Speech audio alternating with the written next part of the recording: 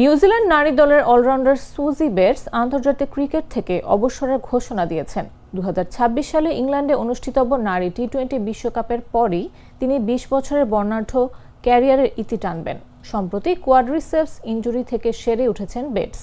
বর্তমান চ্যাম্পিয়ন নিউজিল্যান্ডের হয়ে আরেকটি শিরোপা জিতেই ক্যারিয়ার শেষ করতে চান এই অভিজ্ঞ ক্রিকেটার। বেটস বলেন, গত 20 বছরের পথ চলার দিকে তাকালে সময় কত দ্রুত চলে গেছে তা বিশ্বাসই হয় না। দেশের জার্সি এতবার পড়তে পেরে তিনি ভীষণ গর্বিত। 2003 সালে মাত্র 15 বছর বয়সে ঘরোয়া ক্রিকেটে অভিষেক ঘটে বেটসের। এরপর 2006 সালে আন্তর্জাতিক ক্রিকেটে যাত্রা শুরু করেন তিনি। নারী টি-20 আন্তর্জাতিক ক্রিকেটে সর্বোচ্চ রান সংগ্রাহক এবং ওয়ানডেতে চতুর্থ সর্বোচ্চ রান সংগ্রাহক তিনি। 2011 সালে নিউজিল্যান্ড দলের অধিনায়ক হিসেবে দায়িত্ব পান এবং প্রায় 7 বছর দলকে নেতৃত্ব দেন।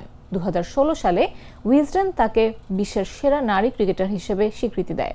ক্রিকেটের পাশাপাশি বাস্কেটবল খেলাতেও সমান পারদর্শী বেটস। মিল্ক ক্রিম আর এক্সাইটিং ফ্রুট ফ্লেভারে তৈরি হুররে ওয়েফারের মাঞ্চি টেস্টে আপনিও বলবেন টেনশন দূর রে, হয়ে যাক হুররে।